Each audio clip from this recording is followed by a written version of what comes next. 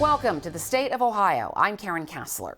9 months after Ohioans voted to join more than 20 other states in legalizing recreational marijuana, sales began this week.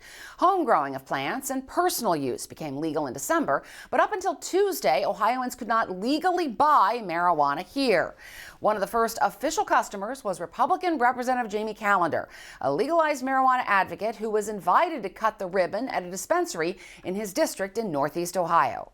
My Statehouse News Bureau colleague Sarah Donaldson went to Piqua in Western Ohio and talked to some of the earliest buyers. Karen, some customers had some serious sticker shock when it came time to choose and check out. The products are at a premium right now, but everybody was still really excited and celebrating the long-awaited day. For Ohio Cannabis Company owner Brian Wingfield, the wee hours of Tuesday morning felt reminiscent of late December.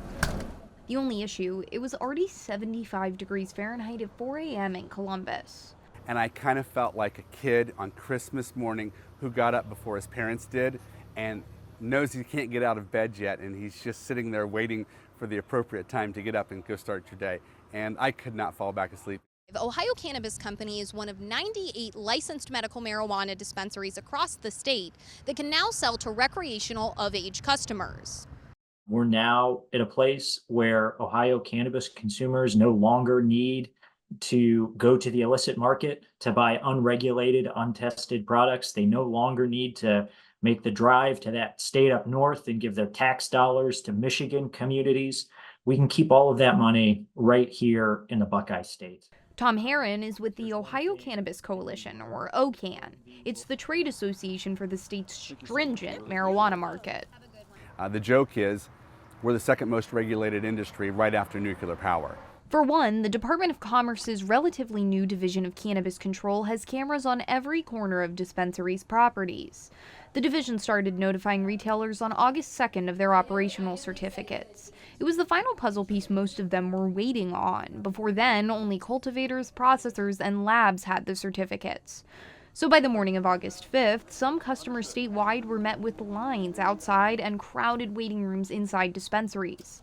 Under the summer sun, a line of cars in the drive-through queue snaked around the black-brown Ohio Cannabis Company building. Todd Toner and his son Sean took a break from drywall installation and made the short drive over from Sydney. By the time we got here, there was already a line and everything. It was damn near packed already. His father says he didn't balk at the costs of their individual hauls, which included flour and edibles and an oral mist bottle, all concealed in black plastic bags. Anyway, I didn't make special trips up to Michigan, but I know people who have. But yeah, you know, it's been up there so long that they've gotten so many dispensaries, they kind of flooded the market, and then they had to get competitive and their prices came down. They are holding out that Ohio will follow that trend, but Uzziah Sharp let his medical card lapse prior to recreational sales, and now he's reconsidering. He bought one THC cartridge.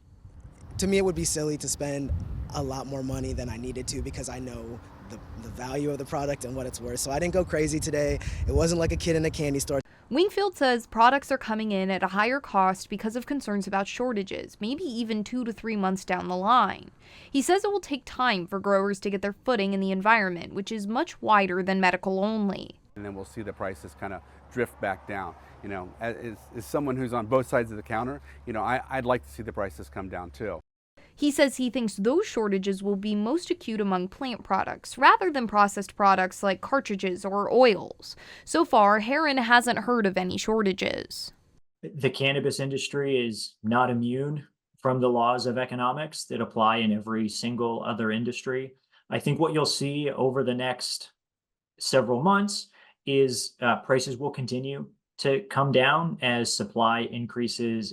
And despite the price now, Sharp says he believes legalizing recreational marijuana should be seen as a high point in the state's history. Just being able to go in and even if you have to pay a little more and get it, that's a big deal. That's life-saving. Herron says as many as 150 new dispensaries could pop up in the next year. Sarah Donaldson, Statehouse News Bureau.